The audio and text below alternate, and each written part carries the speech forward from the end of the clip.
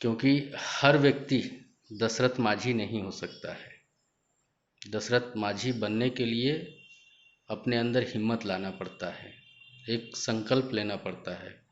क्योंकि दशरथ माझी ऐसे व्यक्तित्व का नाम है जिन्होंने अपने मन में एक संकल्प लिया था कि मुझे पहाड़ का सीना जो है चीरकर रास्ता बनाना है, और उन्होंने उस संकल्प के द्वारा उस पहाड़ का सीना चीरकर रास्ता बनाया था। इसलिए हम सभी को दशरथ माझी तो नहीं, लेकिन उनके संकल्पों को लेकर आगे बढ़ना है। तो सबका साथ देना बहुत ज़रूरी है। धन्यवाद। जय हिंद। नमस्कार दोस्तों।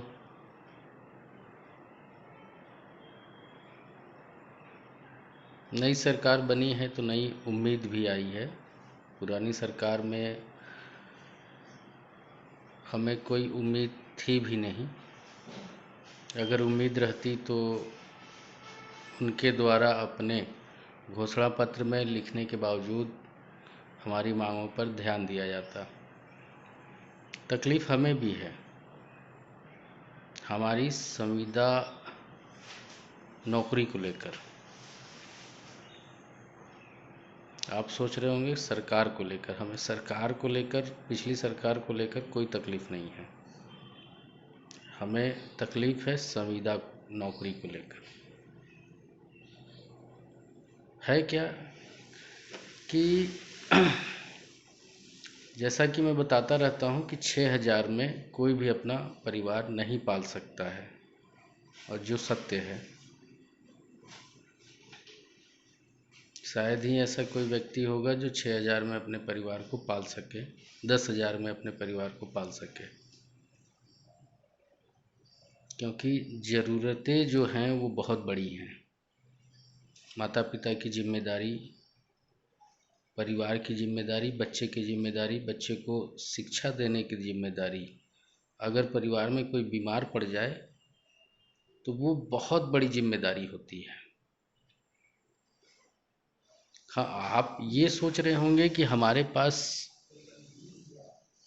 आयुष्मान कार्ड है, तो आप ये भूल जाइए कि आयुष्मान कार्ड होने के बावजूद भी आपका इलाज हो पाएगा। क्योंकि 5 लाख रुपया आज के मेडिकल लाइन में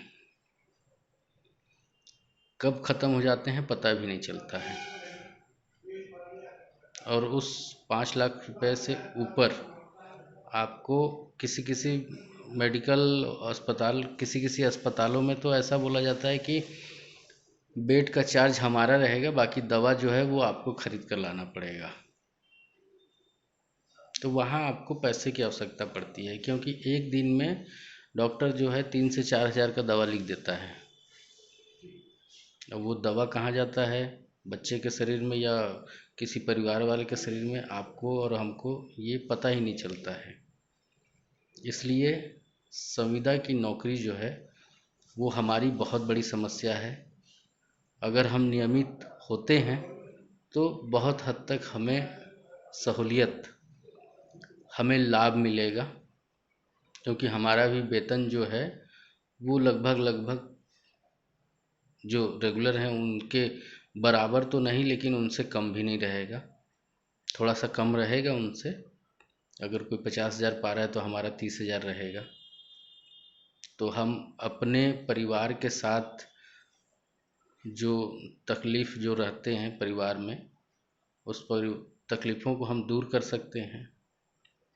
इसलिए आप सभी, जितने भी हमारे छत्तीसगढ़ में जितने भी हमारे संविदा मित्र हैं, सब आगे आएं, और नई सरकार से जो हमें उम्मीदें हैं उस उम्मीदों को पूरा करवाने के लिए एक दूसरे का साथ दें।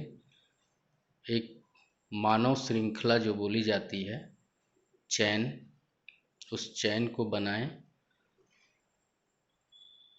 और चुनाव के बाद देखा गया है कि बहुत से ऐसे मित्र हैं हमारे जो संविदा ग्रुप से लेफ्ट हो रहे हैं। क्यों लेफ्ट हो रहे हैं भाई? आपको दुख लग रहा है क्या, या आपको कोई परेशानी है? अगर आप हमारा साथ छोड़कर ये सोच रहे हैं कि हम नियमितीकरण ले लेंगे, तो वो गलत सोचना है आपका। आप हम एक परिवार हैं, और परिवार जब तक संगठित नहीं रहेगा तब तक हम किसी से मुकाबला नहीं कर सकते हैं। इसलिए आप सभी आएँ, साथ में रहें और एक मानव श्रृंखला बनाएं, ताकि हम नई सरकार से जो हमारी उम्मीदें हैं उसे हम पूरा करवा सकें। और सरकार ने बोला है अपने मैनिफेस्टो में कि 100 दिन के हम अंदर एक कमेटी बनाएंगे, और उस कमेटी में जो भी संगठन हैं उनके सदस्यों को रखा जाएगा। तो हम जब तक अपने परिवार को मजबूत नहीं करेंगे तब तक हमारी बात जो है सरकार तक नहीं जाएगी, क्योंकि सरकार ने तो कह दिया है कि हम कमेटी बनाएंगे और आपके एक मेंबर रहेंगे। तो हमारा मेंबर उसी समय रहेगा जब हम संगठित रहेंगे, और अपने मेंबर को हाथों को मजबूत करने के लिए हमें मानव श्रृंखला बनाने की आवश्यकता है। अगर आपको लगता है कि मानव श्रृंखला नहीं बनाई जानी चाहिए तो वो आपकी गलत सोच है। आप सभी साथ में आएँ, विशेष आग्रह आप सभी से, और एक दूसरे का साथ दें। ये कभी मत सोचें कि मैं अकेला ही पहाड़ को तोड़ लूँगा, क्योंकि हर व्यक्ति दशरथ माझी नहीं हो सकता है। दशरथ माझी बनने के लिए अपने अंदर हिम्मत लाना पड़ता है, एक संकल्प लेना पड़ता है, क्योंकि दशरथ माझी ऐसे व्यक्तित्व का नाम है जिन्होंने अपने मन में एक संकल्प लिया था कि मुझे पहाड़ का सीना जो है चीरकर रास्ता बनाना है, और उन्होंने उस संकल्प के द्वारा उस पहाड़ का सीना चीरकर रास्ता बनाया था। इसलिए हम सभी को दशरथ माझी तो नहीं, लेकिन उनके संकल्पों को लेकर आगे बढ़ना है। तो सबका साथ देना बहुत ज़रूरी है। धन्यवाद। जय हिंद।